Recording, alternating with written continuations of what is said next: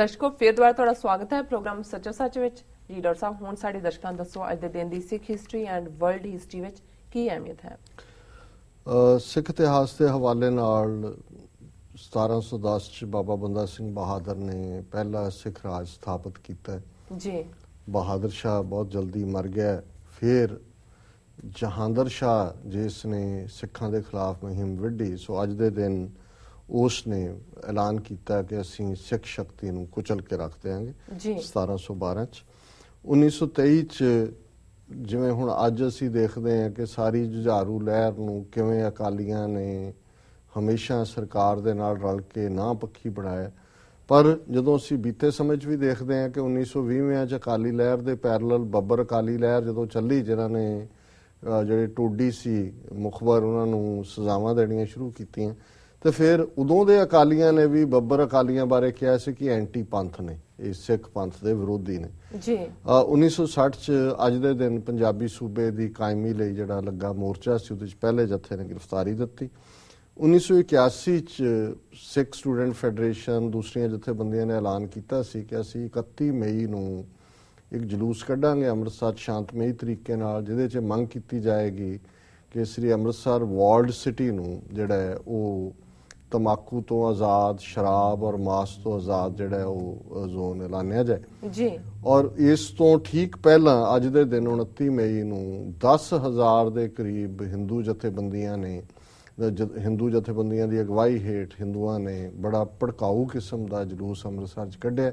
ਵੱਡੀਆਂ ਵੱਡੀਆਂ ਡਾਂਗਾਂ, ਉਹਦੇ ਤੇ ਸਿਗਰਟਾਂ ਦੀਆਂ ਡੱਬੀਆਂ, ਨੰਗੀਆਂ ਤਲਵਾਰਾਂ और ਉਹਦੇ ਤੇ ਨਾਰੇ ਕਿ ਜੀ सिगरेट बीड़ी पिएंगे, शान के साथ जिएंगे, कच्छ कंगा कड़ा किरपान, इनको भेजो पाकिस्तान जी। और ਉਹਨਾਂ ਨੇ ਜਦੋਂ ਜਲੂਸ ਉੱਥੋਂ ਦੀ ਲੰਘ ਰਿਹਾ ਸੀ, ਜਿੱਥੋਂ ਜਿਹੜੇ ਵੀ ਸਿੱਖ ਗੁਜ਼ਰਦੇ, ਕੋਈ ਸਾਈਕਲ ਤੇ ਕੋਈ ਸਕੂਟਰ ਤੇ, ਉਹਨਾਂ ਨੂੰ ਰੋਕ ਕੇ ਉਹਨਾਂ ਨੇ ਬੜੀ ਬੁਰੀ ਤਰ੍ਹਾਂ ਮਾਰਿਆ, ਉਹਨਾਂ ਦੀਆਂ ਦਸਤਾਰਾਂ ਲਾ ਕੇ ਉਸ ਨੂੰ ਜਿਹੜਾ ਪੈਰਾਂ ਦੇ ਵਿੱਚ ਸੁੱਟ ਕੇ ਬੇਅਦਬ ਕੀਤਾ ਔਰ ਜਿਹੜੇ ਹੈ ਦੁਕਾਨਾਂ ਵੀ ਲੁੱਟੀਆਂ। ਸੋ ਇਹ 1981 ਦੇ ਵਿੱਚ ਇਹਨਾਂ ਦਾ ਵਰਤਾਰਾ ਸੀ। ਹਾਲਾਂਕਿ ਜਿਹੜਾ ਫਿਰ 31 ਤਰੀਕ ਨੂੰ ਜਲੂਸ ਨਿਕਲਿਆ ਉਹਦੇ 'ਚ 50,000 ਸਿੱਖ ਸੀ, ਲੇਕਿਨ ਇਹ ਜ਼ਹਿਨੀਅਤ ਸੀ ਉਸ ਵੇਲੇ ਦੇ ਹਿੰਦੂ ਲੀਡਰਾਂ ਦੀ, ਜਿਨ੍ਹਾਂ ਨੇ ਈਵਨ ਜਿਹੜਾ ਉੱਥੋਂ ਦੇ ਰੇਲਵੇ ਸਟੇਸ਼ਨ ਤੇ ਲੱਗਾ ਦਰਬਾਰ ਸਾਹਿਬ ਦਾ ਮਾਡਲ ਸੀ ਉਸ ਨੂੰ ਵੀ ਤੋੜਿਆ ਔਰ ਉਸ ਨੂੰ ਬੇਅਦਬ ਕੀਤਾ ਸੀ। ਵਰਲਡ ਹਿਸਟਰੀ ਦੇ ਹਵਾਲੇ ਨਾਲ 1453 ਚ ਅੱਜ ਦੇ ਦਿਨ ਕੌਂਸਟੈਂਟਿਨੋਪਲ, ਜਿਹਨੂੰ ਅੱਜ ਇਸਤਨਬੁਲ ਕਹਿੰਦੇ ਨੇ, ਇਸ ਦੇ ਉੱਤੇ ਬਾਈਜ਼ੈਂਟਾਈਨ ਐਮਪਾਇਰ ਦਾ ਜਿਹੜਾ ਉਹ ਕਬਜ਼ਾ ਖਤਮ ਹੋਇਆ ਔਰ ਤੁਰਕਾਂ ਦੇ ਹੱਥ 'ਚ ਕੌਂਸਟੈਂਟਿਨੋਪਲ ਜਿਹੜਾ ਪ੍ਰੈਜ਼ੈਂਟ ਡੇ ਤੁਰਕੀ ਹੈ ਉਸ ਦਾ ਇੰਪੋਰਟੈਂਟ ਸ਼ਹਿਰ ਹੈ, ਉਸ ਦਾ ਕਬਜ਼ਾ ਹੈ।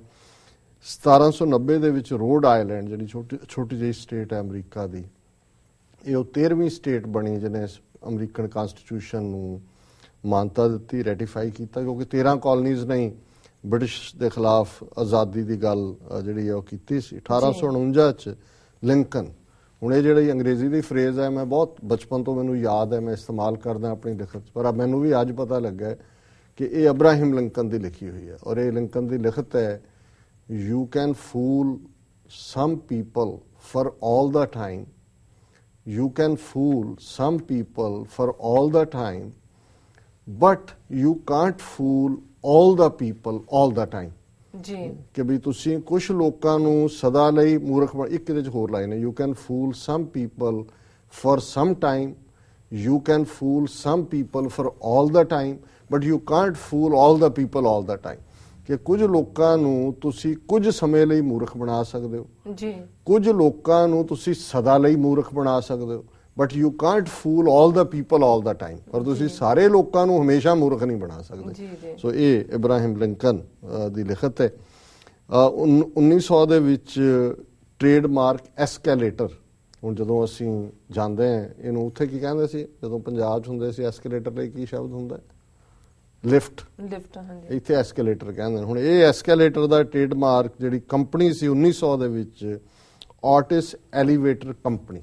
ਉਹਨਾਂ ਦੇ ਉੱਤੇ ਆਇਆ। ਹੁਣ ਪਤਾ ਹੋਣਾ ਚਾਹੀਦਾ ਵੀ ਐਲੀਵੇਟਰ ਜਿਹੜਾ ਹੈ, ਐਲੀਵੇਟ ਵੈਸੇ ਅੰਗਰੇਜ਼ੀ ਦਾ ਸ਼ਬਦ ਹੈ, ਉੱਤੇ ਨੂੰ ਜਾਣਾ ਜੀ। ਸੋ ਇਹ ਕੰਪਨੀ ਦਾ ਨਾਂ ਹੈ ਆਰਟਿਸ ਐਲੀਵੇਟਰ ਕੰਪਨੀ। 1900 ਦੇ ਵਿੱਚ, ਅੱਜ ਤੋਂ 115 ਸਾਲ ਪਹਿਲਾਂ ਉਹਨਾਂ ਨੇ ਸੋਚਿਆ ਵੀ ਕਿਵੇਂ ਤਾਂ ਖੜਨਾ। 1916 ਦੇ ਵਿੱਚ US ਫੋਰਸਿਸ ਨੇ ਡੋਮਿਨਿਕਨ ਰਿਪਬਲਿਕ ਦੇ ਉੱਤੇ ਹਮਲਾ ਕੀਤਾ ਔਰ ਫਿਰ ਉੱਥੇ ਆਲਮੋਸਟ 8 ਸਾਲ ਕਬਜ਼ਾ ਕਰਕੇ ਬੈਠੇ ਰਹੇ ਜੀ 1916 ਦੇ ਵਿੱਚ ਅੱਜ ਦੇ ਦਿਨ ਪ੍ਰੈਜ਼ੀਡੈਂਟ ਯੂਐਸ ਪ੍ਰੈਜ਼ੀਡੈਂਟ ਦਾ ਆਫੀਸ਼ੀਅਲ ਫਲੈਗ ਜਿਹੜਾ ਹੈ ਉਹ ਡਿਸਾਈਡ ਹੋਇਆ 1922 ਚ ਇਕੁਆਡੋਰ ਇੱਕ ਆਜ਼ਾਦ ਮੁਲਕ ਬਣਿਆ ਔਰ 1953 ਦੇ ਵਿੱਚ ਐਡਮੰਡ ਹਿਲਰੀ ਜਿਹੜਾ ਨਿਊਜ਼ੀਲੈਂਡ ਦਾ ਰਹਿਣ ਵਾਲਾ ਸੀ ਔਰ ਸ਼ੇਰਪਾ ਤੇਨਜ਼ਿੰਗ ਉਹਨਾਂ ਨੇ ਮਾਊਂਟ ਐਵਰੈਸਟ ਦੇ ਉੱਤੇ ਜਿਹੜਾ ਉਹ ਚੜ੍ਹੇ ਔਰ ਝੰਡੇ ਗੱਡੇ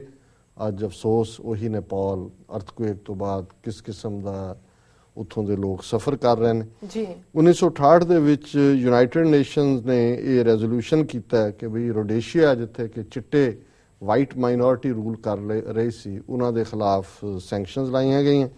ਔਰ 1999 ਦੇ ਵਿੱਚ ਅੱਜ ਦੇ ਦਿਨ ਜਿਹੜੇ ਸਟੂਡੈਂਟ ਤਿਨੇਮਾਨ ਸਕੁਅਰ ਚਾਈਨਾ ਦੇ ਵਿੱਚ ਪ੍ਰੋਟੈਸਟ ਕਰ ਰਹੇ ਸੀ ਉਹਨਾਂ ਨੇ ਸਟੈਚੂ ਆਫ ਲਿਬਰਟੀ ਦੀ ਤਰਜ਼ ਦੇ ਉੱਤੇ ਇੱਕ statue of Liberty the model ਬਣਾਇਆ ਸੋ ਇਹ ਵਰਲਡ ਨਿਊਜ਼ ਜੀ ਡਾਕਟਰ ਸਾਹਿਬ ਤੁਹਾਡਾ ਬਹੁਤ ਬਹੁਤ ਸ਼ੁਕਰੀਆ ਸਾਡਾ ਸਵਾਲ ਹੈ ਤੁਹਾਡੇ ਲਈ ਚੀਨ ਦੇ ਸਰਕਾਰੀ ਮੀਡੀਆ ਨੇ ਕਿਹਾ ਹੈ ਕਿ ਪਿਛਲੇ 1 ਸਾਲ ਵਿੱਚ ਨਰਿੰਦਰ ਮੋਦੀ ਦੀ ਚੀਨ ਪ੍ਰਤੀ ਵਿਦੇਸ਼ ਨੀਤੀ ਵਿੱਚ ਕੋਈ ਤਬਦੀਲੀ ਨਹੀਂ ਹੋਈ ਜੀ ਡਾਕਟਰ ਸਾਹਿਬ ਦੇਖੋ ਜੀ ਅਸੀਂ ਤਾਂ ਮੋਦੀ ਦੇ ਆਂਦਿਆਂ ਹੀ ਐਨਾਲਿਸਿਸ ਕਰਤਾ ਸੀ ਕਿ ਵੀ ਇਹ ਜਿਹੜਾ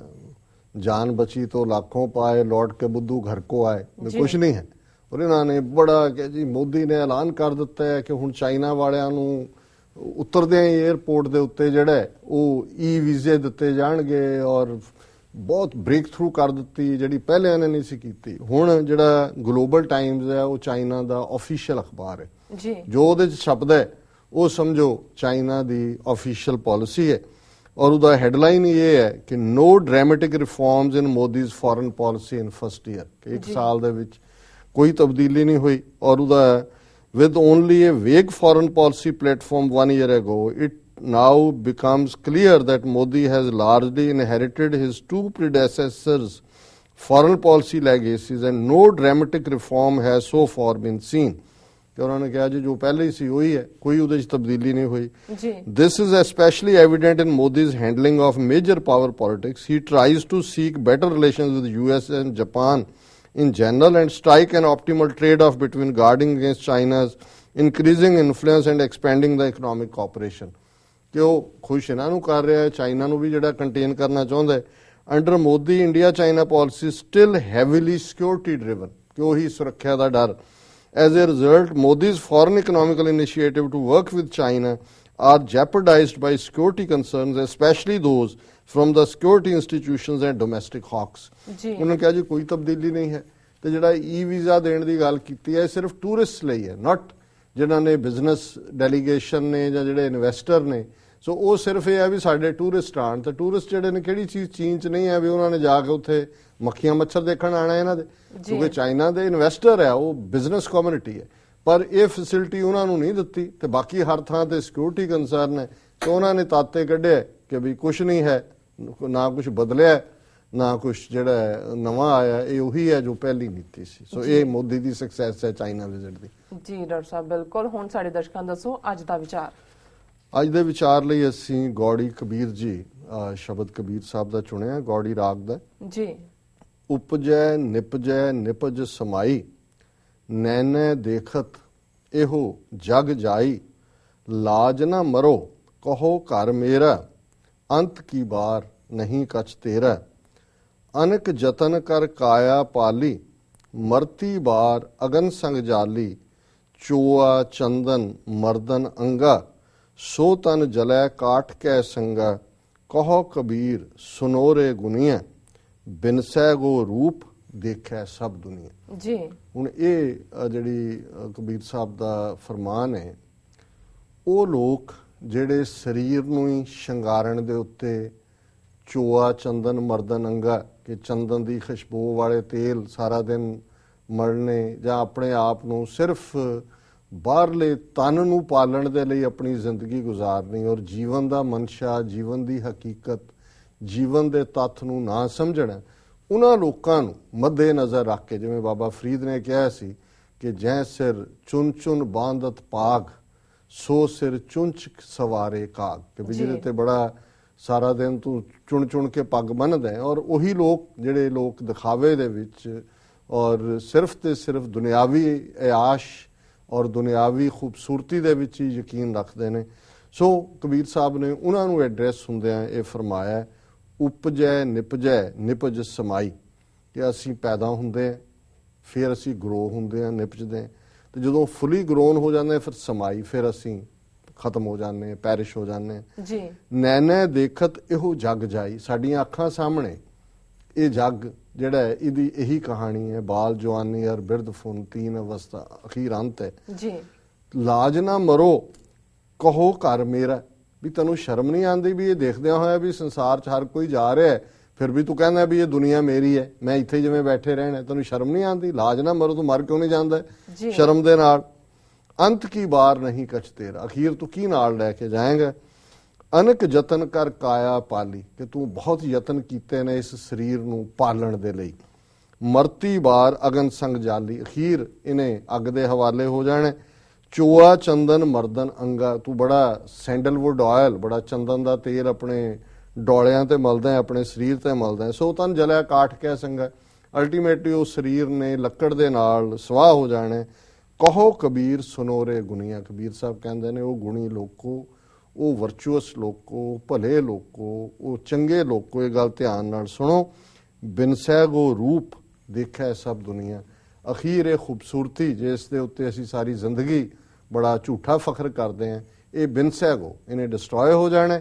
ਔਰ ਸਾਰੀ ਦੁਨੀਆ ਦੇ ਸਾਹਮਣੇ ਹੋਣਾ। ਦੂਸਰੇ ਵੀ ਜਾ ਰਹੇ ਨੇ, ਅਸੀਂ ਵੀ ਤੁਰ ਜਾਣਾ। ਸੋ ਇਹ ਅੱਜ ਦਾ ਵਿਚਾਰ ਹੈ ਜੀ। ਡਾਕਟਰ ਸਾਹਿਬ ਤੁਹਾਡਾ ਬਹੁਤ ਬਹੁਤ ਸ਼ੁਕਰੀਆ, ਤੁਸੀਂ ਅੱਜ ਦਾ ਵਿਚਾਰ ਸਾਡੇ ਦਰਸ਼ਕਾਂ ਨਾਲ ਸਾਂਝਾ ਕੀਤਾ। ਇਸ ਨਾਲ ਆਪਣੇ ਵਿਊਅਰਸ ਕੋਲ ਲੈਣੇ ਇਜਾਜ਼ਤ। ਵਿਊਅਰਸ ਤੁਹਾਡਾ ਵੀ ਬਹੁਤ ਬਹੁਤ ਸ਼ੁਕਰੀਆ, ਤੁਸੀਂ ਆਪਣੇ ਕੀਮਤੀ ਸਮੇਂ 'ਚ ਸਮਾਂ ਕੱਢ ਕੇ ਸਾਨੂੰ ਆਪਣੇ ਰਾਏ ਤੇ ਸੁਝਾਅ ਭੇਜਣੇ, ਤੇ ਇਸ ਤਰ੍ਹਾਂ ਭੇਜਦੇ ਰਹਿਣਾ ਸਾਡੇ ਇਸ ਪਤੇ ਤੇ sos@tv84.tv ਤੇ। ਅਸੀਂ ਆਪਣਾ ਪ੍ਰੋਗਰਾਮ ਲੈ ਕੇ ਫਿਰ ਦੁਬਾਰਾ ਹਾਜ਼ਰ ਹੋਵਾਂਗੇ। ਤਦ ਤੱਕ ਲਈ ਮੈਨੂੰ ਤੇ ਆਪਣੇ ਦਰਸ਼ਕਾਂ ਨੂੰ ਆਗਿਆ ਦਿਓ ਤੇ ਬੁਲਾ ਦਿਓ ਫਤਿਹ। ਵਾਹਿਗੁਰੂ ਜੀ ਕਾ ਖਾਲਸਾ, ਵਾਹਿਗੁਰੂ ਜੀ ਕੀ ਫਤਿਹ।